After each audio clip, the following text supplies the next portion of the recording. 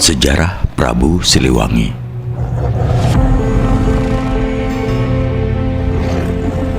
Hampir semua pegunungan di Tatar Sunda menjadi tempat hunian para leluhur Pajajaran.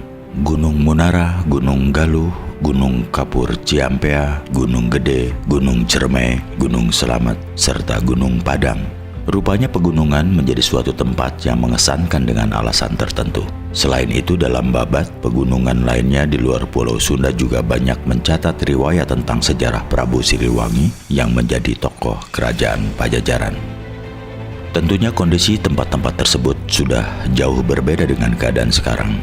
Dahulu kala keadaan alam masih hutan lebat, masih berupa padang savana tanpa pepohonan. Di lain pihak, Prabu Siliwangi juga menyukai gua atau lembah yang mendekati aliran sungai. Oleh karena itu, Prabu Siliwangi telah mengukir sejarah di berbagai wilayah seperti Batu Tulis, Kutamaneh, Kutawesi, Pasir Angin, Cengkuh, Cangkuang yang merupakan tempat awal penyebaran keturunannya sebelum tersebar ke seantero Nusantara.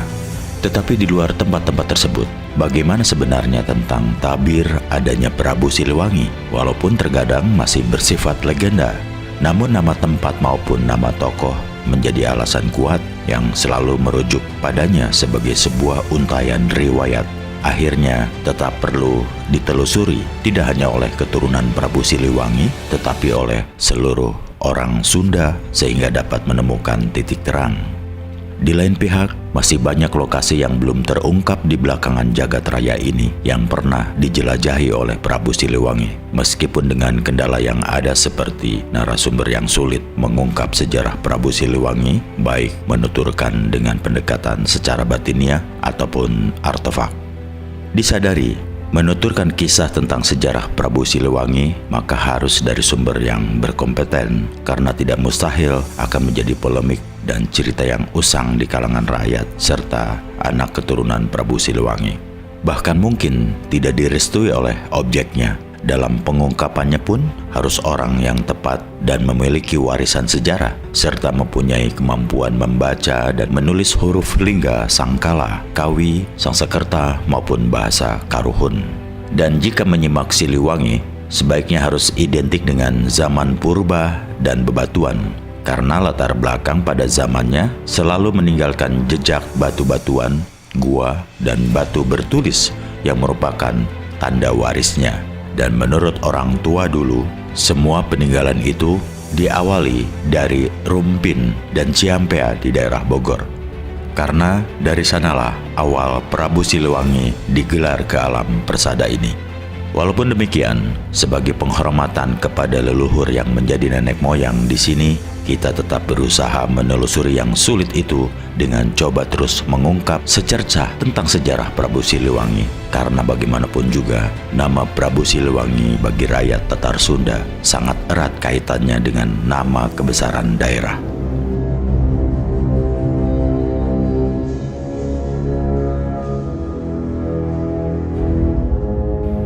Berkaitan dengan keberadaan nama kerajaan Pajajaran, nama Siliwangi banyak dihubungkan dengan nama kerajaan Tarumanegara maupun dengan nama Sunda atau nama kerajaan Pajajaran. Hanya di sini kita akan singgung nama kerajaan Pajajaran saja, karena nama kerajaan Pajajaran mungkin yang paling tepat dan sangat berarti. Namun, bukan nama lainnya diabaikan. Sebagai contoh, nama Tarumanegara yang asal-usulnya disebut demikian karena di kawasannya banyak pohon tarum dan sebuah nagara sebagai tanda dari akses Sunda. Na, ga, ra, a. Namun kerajaan Pajajaran sendiri adalah hasil upaya sang pemimpin. Menurut orang tua, nama kerajaan Pajajaran adalah nama lain dari kata jajaran atau berjajar. Jajaran tempat atau jejeran anak cucu dan keturunannya. Sedang nama Siliwangi adalah nama gelar untuk setiap anak cucu keturunan dari kerajaan Pajajaran. Meskipun memang tidak semua anak cucunya bisa dikatakan Siliwangi, karena gelar tersebut hanya kepada anak cucu tertentu yang pantas dan menjadi pemimpin yang dapat menebar wewangian kepada masyarakatnya atau kokolot dalam bahasa Sunda. Tahun berapa adanya kehidupan masyarakat Pajajaran?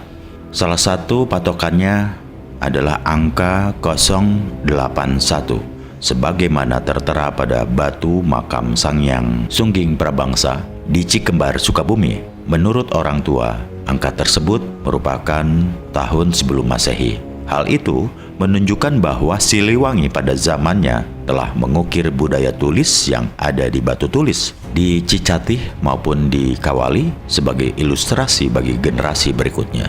Dan konon nenek moyang tersebut mulai menulis dengan mempergunakan jemari ujung kuku. Kuku yang kita kenal merupakan tanda doraka, dan dari sisa jasad kulit manusia ketika diciptakan itu ternyata ampuh dan tajam terhadap batu sekalipun. Malah menurut informasi orang tua tentang angka dan bahasa pun banyak dipelajari dari alam. Tulisan pada batu itu dikenal dengan istilah aksara lingga sangkala. Dalam situasi zaman sengsara atau zaman prihatin itu diistilahkan mikrob kolbu. Nah, dari situasi mikrob kolbu, orang tua dulu mempelajari dan meniru huruf yang ada di dedaunan maupun buah-buahan. Bahkan sampai sekarang, dari daun dan buah itu tetap masih ada, walaupun hanya berupa garis ikal dan berliku, tetapi tetap mirip dengan tulisan yang dibuat orang tua dulu. Sementara berkaitan dengan kondisi alam, pada zaman itu, kebudayaan manusia masih serba purba dan primitif. Alat maupun perkakas untuk menunjang kehidupannya sangat sederhana sekali. Adapun yang mereka ciptakan, mula-mula kampak, pisau maupun tombak. Semuanya dipergunakan sebagai alat berburu, tetapi juga dipergunakan sebagai senjata. Kenapa harus senjata dulu yang dibuat dan dimiliki? Senjata menjadi penting karena untuk melindungi dari ancaman binatang buas maupun sebagai alat berburu untuk kebutuhan makan. Jika demikian beralasan karena keadaan alam pada zaman itu masih didominasi hutan belantara, sehingga binatang buas bebas hidup berkeliaran, maka wajar setiap manusia mempersenjatai diri untuk melindungi dirinya. Pada zaman itu pun belum ada logam besi, walaupun sebenarnya bahan besi ada di tanah pegunungan maupun laut, tetapi manusia belum memiliki teknologi untuk memprosesnya menjadi lempengan besi. Jadi manusia dahulu kala hanya mengandalkan alat seadanya. Mereka membuat senjata dari batu, kayu, maupun dari tulang belulang binatang yang dibuat runcing sehingga menyerupai tombak, kampak, atau pisau. Meskipun keadaan alam yang ganas, kodrat sebagai manusia memerlukan makan dan minum. Maka untuk memperoleh kebutuhannya, manusia harus ikhtiar dengan cara apapun. Lagi-lagi dengan belajar terhadap kondisi alam yang ada saat itu. Mereka belajar dari alam, antara lain memperhatikan bagaimana harimau dapat menaklukkan mangsa dengan kuku dan gigi yang tajam, sehingga sekalipun mangsanya lebih besar, tetapi harimau dapat menaklukkan dan bahkan dapat merobek daging mangsanya untuk disantap. Dari salah satu kasus itulah, rupanya menjadi pelajaran bagi manusia tempo dulu. Dengan kuku itu pula, manusia meniru. Sehingga kuku mereka dipelihara dan dibuat setajam mungkin. Dengan kuku yang tajam itulah, mereka seolah-olah memiliki kekuatan untuk berburu. Mereka dapat memperoleh hasil perburuan untuk kelangsungan hidupnya. Mereka sangat menikmati daging mentah, sekaligus bisa menghirup air darah serta memanfaatkan kulit binatang.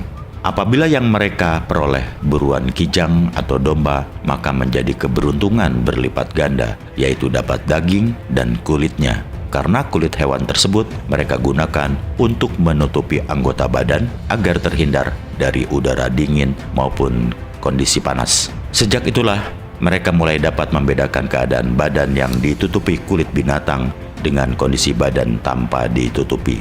Sehingga dari pengalaman itulah mereka mulai mencari alternatif selain kulit binatang, yaitu pelepah pohon pisang atau upih dalam bahasa Sundanya. Ternyata upih menjadi keperluan dan pilihan mereka untuk menutupi auratnya. Dengan upih itulah mereka nampak tidak telanjang sama sekali, malah terlihat seperti berbusana ala kadarnya.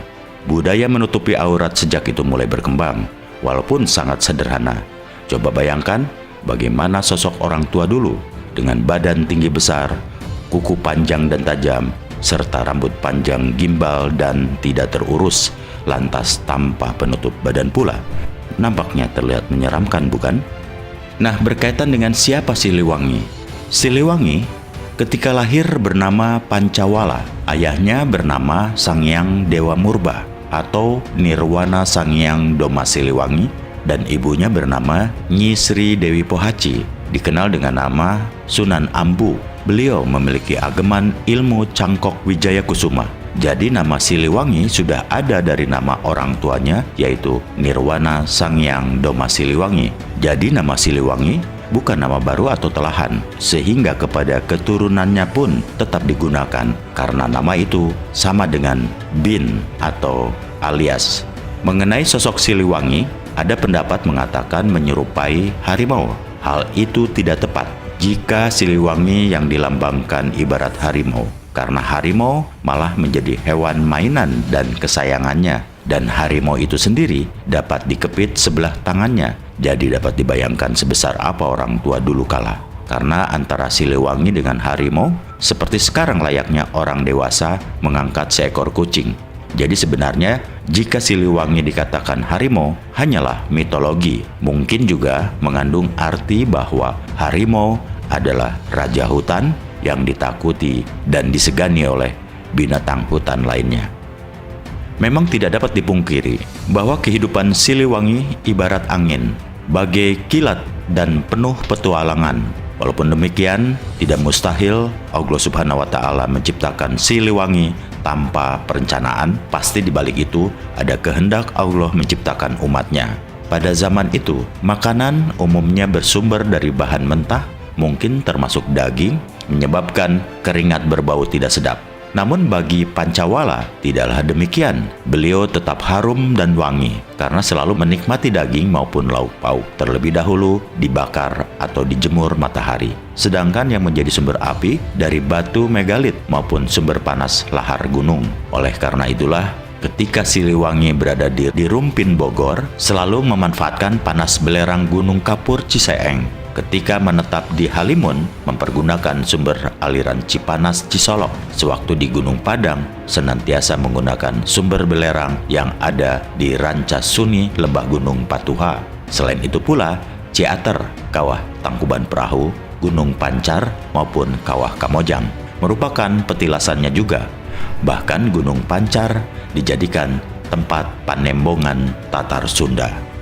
Banyak tempat dan sumber panas gunung lainnya dijadikan tempat mengolah daging dan ikan untuk hidangan makanannya. Oleh karena itu, beliau tidak menyantap daging maupun ikan mentah yang menyebabkan badan bau tak sedap. Dari perbedaan itulah, tubuh Pancawala tetap harum dan wangi. Di kalangan manusia purba, ia sudah dikenal dengan sebutan Siliwangi. Panggilan atau sebutan penggunaan nama Siliwangi adalah atas restu dan perintah leluhurnya. Hal itu menjadi kebiasaan kepada anak keturunannya jika diberikan gelar. Seperti ketika Aji Saka yang diberi gelar Siliwangi diawali di daerah Tomo Kadipaten. Tempat itu bernama Marongge, berada di kawasan Gunung Congkrang atau Gunung Parang Sumedang. Di sana terdapat aliran sungai Cihaliwung dengan Cilutung merupakan tempat bersejarah untuk menggunakan nama Siliwangi. Bahkan di Cilutung diberi nama Air Ludah Beraja, dan di sekitar Marongge ditandai dengan batu yang diberi nama Musanggeni. Tetapi Kiai Haji Prabu Kian Santang selaku putra keturunan Siliwangi tidak menggunakan nama Siliwangi. Jadi tidak semua menggunakan nama Siliwangi. Bahkan Ciung Wanara sebagai generasi kedua Siliwangi yang memiliki nama Adi Sakti jarang menggunakan gelar Siliwangi.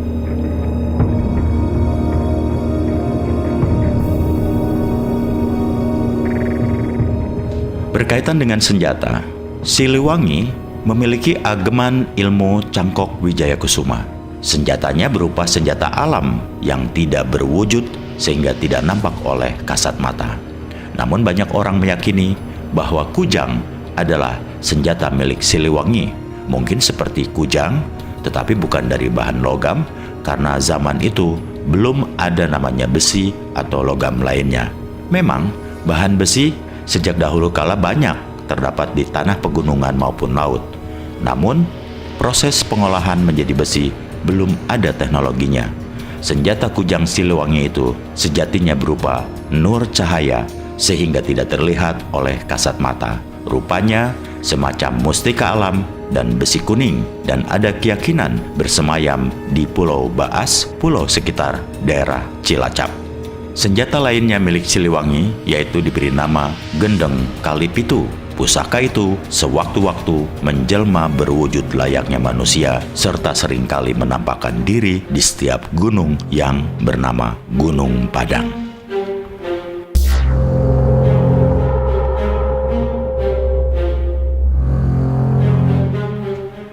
Sedangkan berkaitan dengan perjalanan Siliwangi, disebutkan bahwa Siliwangi ibarat angin, bagai kilat dan penuh petualangan.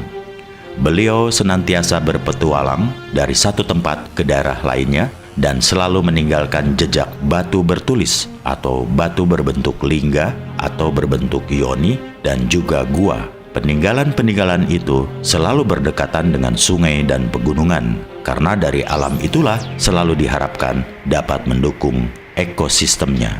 Karena selain daging hasil buruan, ikan juga kesukaannya. Alasan itulah kehidupan mereka senantiasa dekat dan selalu menyatu dengan alam. Selain itu pula, gua dan gunung menjadi tempat pilihannya, karena gua ideal untuk dijadikan tempat tinggal dengan alasan aman dari gangguan binatang buas.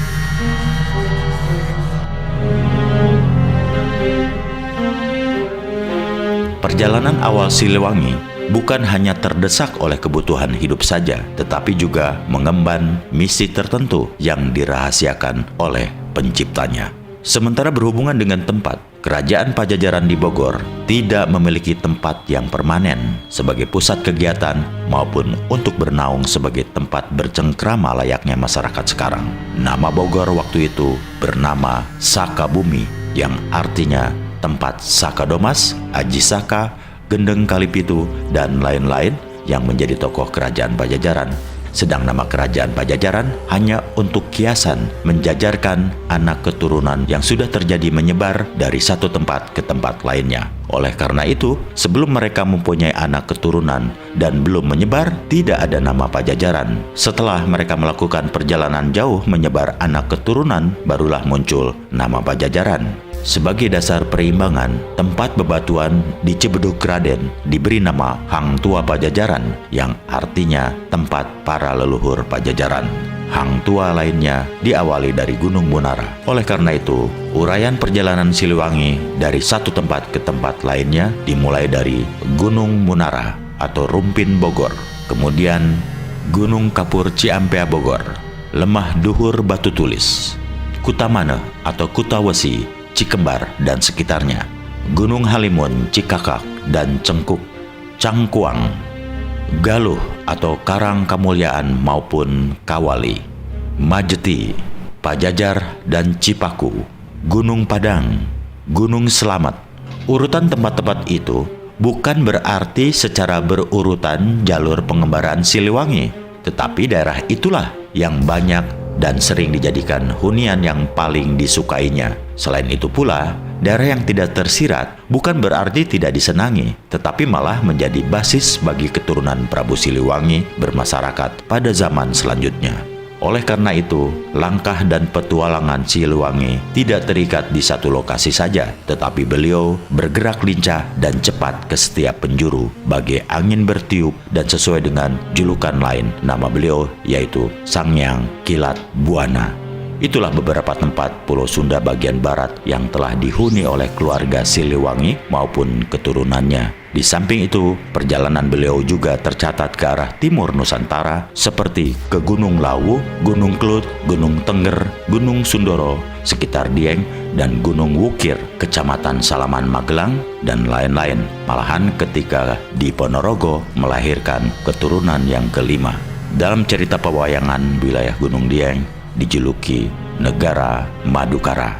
Sewaktu menghuni Sundoro, kebudayaan membuat patung maupun candi sangat digandrungi, sehingga sejak itu sekitar Gunung Dieng banyak berdiri candi untuk pemujaannya. Di samping itu, Di sana juga terdapat Telaga Warna, sebagaimana dimaklumi bahwa Siliwangi juga menyukai Telaga Warna di Puncak Bogor, Telaga Warna di Gunung Jampang Tengah, dan Telaga Warna atau Danau Kelimutu masih di sekitar Dieng.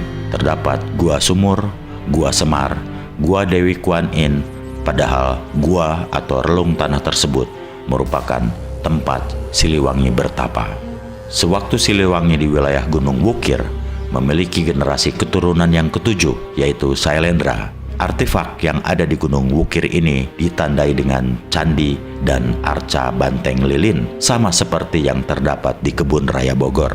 Petilasan lain Siliwangi di Gunung Lawu, dahulu terdapat sebuah gua yang menghadap arah matahari. Itu pun menjadi tempat pertapaan Siliwangi. Kesamaan lainnya yaitu tempat yang paling disukai Siliwangi menikmati sumber air Jalatunda, seperti yang terdapat di Kebun Raya Bogor, di Cirebon, dan Tretes Malang. Perjalanan Siliwangi tidak sekedar di Pulau Sunda bagian barat saja, tetapi merambah ke beberapa pulau lainnya seperti di Padang dengan nama Aditya Warman, ke Pulau Nias meninggalkan petilasan Batu Loncat, di Aceh menetap di daerah Tapak Tuan, kemudian juga beliau menyeberang ke Kalimantan dengan nama Mula Warman. Masih sekitar Kalimantan juga beliau menghuni pulau kecil dekat Banjarmasin yang sekarang bernama Kota Baru. Bahkan sebelum menghuni Kota Baru, pernah tinggal di Danau Toba dan menurunkan keturunan bermarga Sisinga Mangaraja. Sisinga Mangaraja ketika diangkat menjadi pembantu atau pengawal Siliwangi memiliki tanda merah di pipinya. Ketika murca di Sukawayana, Siliwangi meneruskan pengembaraannya ke Lampung dan Palembang. Di sana meninggalkan petilasan berupa patung Dewi Sri, namun penduduk di sana menyebutnya patung lidah pahit. Padahal arti dari lidah pahit yaitu saciduh metuh saucap nyata, yaitu ucapannya yang dikeluarkan benar dan nyata. Sungguh tidak diduga pengembaraan Siliwangi begitu jauh. Namun begitulah Siliwangi tidak berhenti sampai di Kota Baru saja. Beliau yang memiliki nama lain yaitu Sangyang Tapak juga pernah menghuni Gua Leang di Sulawesi sebelum berada di Danau Merah, Irian Jaya. Mungkin agak lama mendiami daerah Goa karena ketika di sana beliau menurunkan ilmu menulis bagi keturunannya yang berada di Bugis. Setelah Danau Toba, Danau Merah, dan juga pernah tinggal di sekitar Danau Kelimutu atau Ende Flores, wilayah Pulau Sunda Kecil. Siliwangi tidak dan bukan berkuasa dalam Pulau Sunda saja, tetapi juga menelusuri jejaknya melebihi jagat Nusantara. Lalu bagaimana dengan perubahan nama Pulau Sunda? Entahlah, Indonesia merupakan daratan yang terhampar luas, sedangkan pada masa itu yang disebut Pulau Jawa adalah yang sekarang Pulau Bali. Dan di sanalah menetap Sangyang Dewa, salah seorang putra pertama keturunan Siliwangi generasi yang ke-8. Sedangkan adiknya yang perempuan yaitu Sangyang Rinjani menetap di pegunungan yang kemudian diberi nama Gunung Rinjani. Gunung yang memiliki ketinggian antara 300 hingga 3.700 meter dari permukaan laut ini terletak di Lombok, Nusa Tenggara Barat. Sedangkan kakak perempuan yang paling tua dari Sangyang Dewa pergi ke Danau Kelimutu atau Danau Pusaka Alam. Dinamakan Pusaka Alam karena danau tersebut memiliki air berwarna lambang negara. Namun sebelum Sangyang Dewa ke Bali, beliau sempat membuat Candi Jabung di kawasan Panarukan. Malahan sampai ujung Pulau Sunda besar itu, tepatnya di Alas Purwo, Kabupaten Banyuwangi, terdapat gua dan makam panjang. Itulah suatu tanda peninggalan Siliwangi. Perkembangan selanjutnya dalam sejarah Prabu Siliwangi, di mana Pulau Sunda Besar dan Sunda Kecil pada zaman pemerintahan Belanda dibagi-bagi menjadi beberapa daerah provinsi dengan strategi pembentukan pemerintahan agar dapat memudahkan pengendaliannya. Namun perubahan dari Pulau Sunda menjadi Pulau Jawa, entah gagasan siapa dan kapan. Oleh karena itu, kejadian perang bukan perang antar daerah atau perang antar suku atau antar agama Hindu dengan Buddha, tetapi pertikaian antara keturunan Siliwangi dan terjadi di Pulau Sunda Besar. Kejadian pertikaian tersebut hanya memperebutkan pewarisan Candi Borobudur di antara keturunan Siliwangi, antara Haryang Banga dengan Ciung Wanara. Warna biru dan merah inilah yang bertikai menentukan penguasaan Borobudur. Harian Banga yang berkuasa di daerah timur dengan warna hijau, Ciung Wanara berkuasa di daerah barat dengan warna merah. Penentuan warna itu terjadi di Gunung Tengger. Ketika itu Harian Banga berkuasa daerah timur memiliki patih yang bernama Gajah Mada. Gajah Mada adalah patih yang setia dan salah satu pengawal yang berilmu sakti mandraguna. Gajah Mada ketika di Pajajaran, beliau adalah pengawal ketiga. Namun, sewaktu terjadi pertempuran memperebutkan penguasaan Borobudur itu, ia terluka oleh senjata saudaranya dari daerah barat, dan Gajah Mada menyadari hanya senjata dari Siliwangi yang dapat mengalahkannya. Dalam kondisi luka dan menghindari perang saudara lebih dahsyat lagi dengan saudaranya, ia lari dan menjauh ke arah Malang. Sampai hayatnya, ia bersemayam di salah satu gua di daerah Malang. Tempat peperangan bubat terjadi di beberapa tempat dan puncaknya terjadi di sekitar Sidoarjo. Dalam pertempuran sengit itu pun, Dyah Pitaloka tertusuk pula oleh senjata saudaranya dari timur. Ia berlari ke arah Kediri dan sampai hayatnya meninggalkan prasasti tulisan Palawa atau Sangkakala di daerah Gunung Kawi. Perebutan kekuasaan itu banyak meninggalkan korban dari kedua belah pihak, terutama para bela prajurit. Setelah kejadian itu, hubungan antara kedua belah pihak keluarga menjadi tidak harmonis lagi. Bahkan pihak dari keluarga Siliwangi dari timur mulai meninggalkan agama Hindu sebagai agama dari keturunannya. Sejak saat itulah mereka mulai menghimpun diri menjadi kekuatan kelompok masyarakat, dan pada akhirnya kelompok kekuatan itu kelak menjadi wilayah kerajaan-kerajaan, di antaranya seperti Singosari dan Majapahit. Khususnya mengenai Gajah Mada maupun Hayam Wuruk, mereka merupakan keturunan Pajajaran dan diisyaratkan dengan tanda pada batu yang menggambarkan tapak kaki gajah dan telapak kaki ayam yang terdapat di tepi sungai Ciampea di Bogor telah hilang. Sayang, artefak jejak kaki ayam telah lenyap sehingga sulit menjadi pembuktiannya. Gajah Mada sendiri ketika di Pajajaran menjadi pengawal atau patih yang ketiga, dan beliau meninggalkan berupa tanda batu di Batu Gede, Bojonggede di Bogor.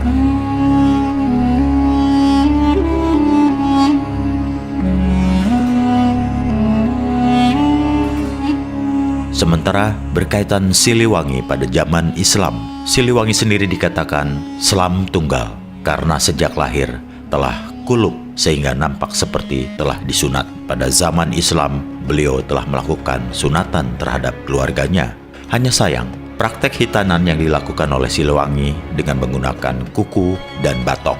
Lubang yang nampak di bagian ujung batok kelapa dijadikan lubang penis. Kemudian penis yang menjulur ia potong dengan kuku. Namun pertama hitanan yang dilakukan Siliwangi telah merenggut nyawa keluarganya karena salah memotong. Salah satu korban salah potong hitanan tersebut dimakamkan di sebelah selatan Batu Tulis sekarang. Generasi Siliwangi ke-14, yaitu yang bergelar Haji Kiai Prabu Kian Santang, setelah gagal melakukan hitanan di Lemah Duhur Batu Tulis Bogor, akhirnya kembali lagi menemui gurunya di Tanah Arab. Sekembalinya dari Zazirah Arab, beliau hijrah ke Gunung Mandalawangi, Garut. Di Godok Suci itulah dimulai pengislaman melalui hitanan lagi.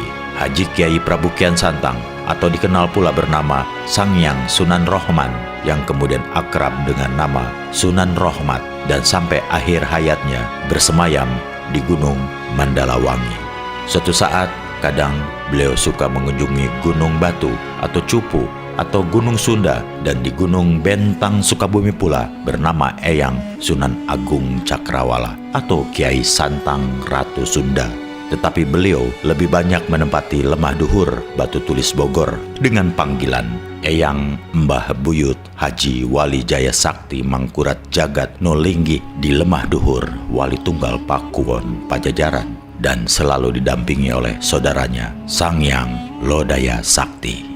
Oleh karena itu, tidak mustahil banyak di antara keturunannya menjadi tokoh Islam dan menggunakan nama-nama Islam seperti nama Mama Kanjeng Sunan bagi anak laki-laki dan atau nama Siti bagi yang perempuan. Bahkan beliau sendiri di samping menggunakan nama terkesan Hindu atau Buddha seperti Sangyang, Batara, atau Prabu, juga menggunakan nama lain seperti Haji Sakti Kodratullah, Haji Putih. Bahkan ada nama lain beliau yang bernuansa Sunda kental, yaitu Haji Agung Komara Putih.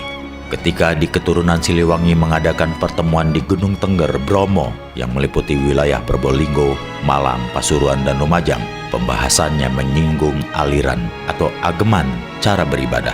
Keturunan yang masih menganut Sunda atau Hindu tetap beribadah dengan caranya, sedangkan agama baru yaitu Islam beribadah pula dengan aturannya.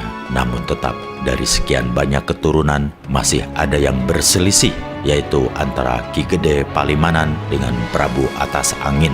Ki Gede Palimanan adalah salah seorang keturunan Sancang Lodaya Sakti. Sancang Lodaya Sakti adalah salah satu keturunan Siliwangi dari istrinya yang berada di Gunung Cermai, Kuningan. Sejatinya suka menjelma bagaikan seekor harimau. Oleh karena itu, keturunan Ki Gede Palimanan tidak pernah dan tidak mau menyebut nama Ki Gede Palimanan, karena setiap mengucap nama itu, maka di hadapannya akan hadir tiba-tiba seekor harimau. Penduduk dan keturunannya selalu menyebut dengan nama Mbah Kuwu Samkan.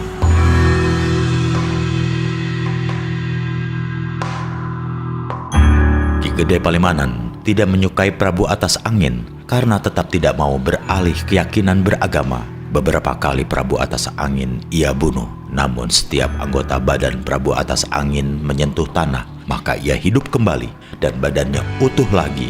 Begitulah seterusnya. Tetapi setelah dibunuh, badan Prabu Atas Angin digantung tidak menyentuh tanah, barulah benar-benar meninggal. Sejatinya Prabu Atas Angin memiliki ilmu Batara Bumi.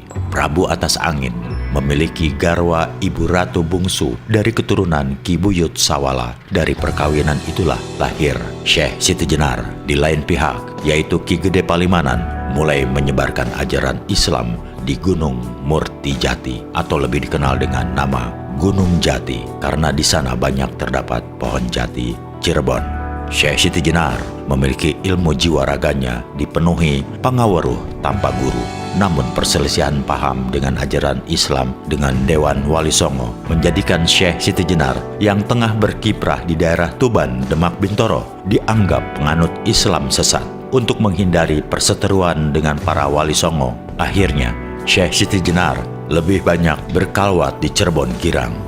Syekh Siti Jenar diyakini akhirnya melepas sukmanya di daerah Gunung Awisan Kanoman atau Plangon Cirebon. Syekh Siti Jenar atau nama lain yaitu Syekh Lemah Abang, ajarannya lebih menitik beratkan terhadap tasawuf dan mengandung nilai metafisika.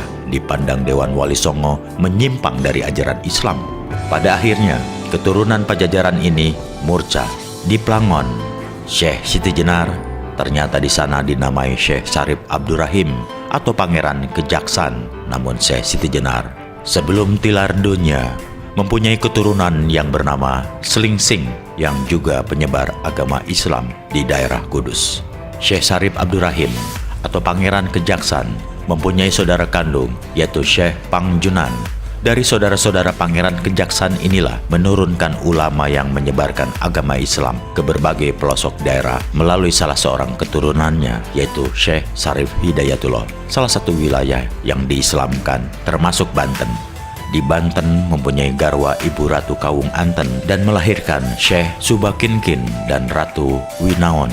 Ayah Syekh Sarif Hidayatullah adalah Maulana Muhammad Sarif Abdullah bin Nurul Alim, seorang pejabat di Jazirah Arab. Dari dakwah Syekh Sarif Hidayatullah inilah penyebaran agama Islam berkembang pesat. Begitulah Siliwangi, beliau yang memiliki berbagai nama, menyukai hidup berpindah-pindah tempat layaknya kaum nomaden. Memang secara lahiriah kurang masuk akal karena begitu mudah berpindah dari satu tempat ke tempat lain. Namun keadaan alam pada zaman itu mendukung petualangan Siliwangi. Kepindahan Siliwangi juga bukan tanpa sebab. Beliau mendiami di satu tempat di samping beristri untuk memperbanyak keturunan juga dengan menurunkan ilmu yang berbeda pula. Sehingga dapat disimpulkan, membina setiap keturunan dengan sikap dan sifat yang berbeda di satu tempat dengan tempat lainnya. Namun walaupun demikian, tetap tujuan utamanya agar anak keturunannya menyembah kepada Allah Subhanahu wa Ta'ala dan mengikuti ajaran yang diwariskan Allah kepada Rasulullah Shallallahu Alaihi Wasallam.